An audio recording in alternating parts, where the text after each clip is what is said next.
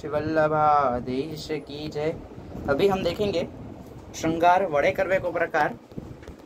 उत्थापन पीछे अपने में तो संध्या आरती आदि को क्रम नहीं विराजते, तो उत्थापन भोग सरे पीछे प्रभु के श्रृंगार आदि वड़े करके सैन भोग धरने प्रभु विराजे।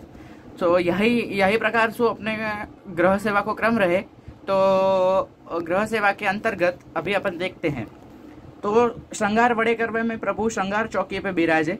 अब अपने घर में श्रृंगार चौकी आदि जुदी ना बिराजती हो, सो गादी जी पे ही प्रभु को बिराजावने और फिर आज्ञा मांग के, प्रभु की आज्ञा मांग के श्रृंगार चौकी। अब ये जो है ना, या को श्रृंगार को खंड कहे, ठीक है, या प्रकार को होवे श्रृंगार को खंड कहे, या खंड पे जो है वो प्रभु के श्रृंगार आदि वड़े कर में या में पधराने होते हैं।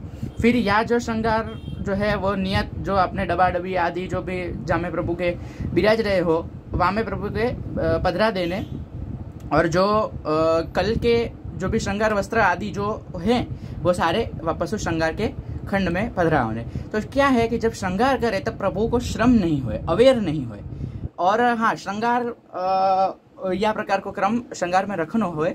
और जो मैं एक चीज स्नान श्रृंगार के क्रम में मैं भूल गया था कि जब स्नान करने प्रभु विराजे तब पास में ढक के जो भोग आवे एक, सो वाको अपन बाल भोग या श्रृंगार भोग मान के अपन वो भोग को वा नाम जा नाम दे, वह प्रकार से बाल भोग या श्रृंगार भोग आदि जो है वो पास में प्रभु के पधरावने। सो क्या है कि यहाँ में कैसा हुए कि प्रभु स्नान नहीं करे, सो यशोदा जी प्रभु को कहे कि मैं आपको यह चीज माखन या मिश्री आदि जो भी है वो प्रभु को लालसा देवे कि ये जो है कि मैं तुमको ये दूंगी, सो आप स्नान करने बिराजो। सो यासु वह वस्तु की लालसा सु प्रभु स्नान करने बिराजे। वैसे अपने प्रभु तो पर ब्रह्म पुरुषोत्तम है, वह को तो किसी की लालसा नहीं होती, परंतु या तो एक जो है वो माता को रिझाने को एक प्रकार है। सो प्रभु ने खूब सुंदर लीला करके माता को दिखाई हती। सो यही भाव सु अपने जो है वो यहाँ पे करे। सो स्नान करने के लिए प्रभु विराजे। सो या सो एक ऐसा रहे कि जो जल्दी श्रृंगार आप प्रभु धारण करो, सो फिर आप ये आरोग सको। तो यासु ये जो श्रृंगार भोग आदि को प्रकार दिखाई देखियो है, या के पीछे अभी ये देखेंगे श्रृंगार वड़ा कैसे करते हैं। फिर आज्ञा मांग के पहले तो ये जो माला जी होवे वह माला जी वड़ी करनी, माला जी वड़ी करके अपने को पधरावनी।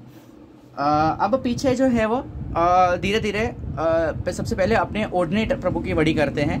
प्रभु को श्रम नहीं हुए या प्रकार से ओढ़नी वड़ी करनी पीछे से, या तो मेरे तो एक हाथ है इसलिए यही प्रकार से देखिए, इस प्रकार से गड़ी करके मैंने यहाँ पे पधरा दी है ओढ़नी। यही प्रकार से जो है वो एक एक माला आदि जो भी है वो सब कुछ श्रृंगार के खंड में अपने को पधरावनी। तो देखिए यह प्रकार से श्रृंगार चौकी में या प्रकार से हमने श्रृंगार आदि साजे हैं। तो हल्के श्रृंगार हाथे तो इस प्रकार से साज दिए हैं।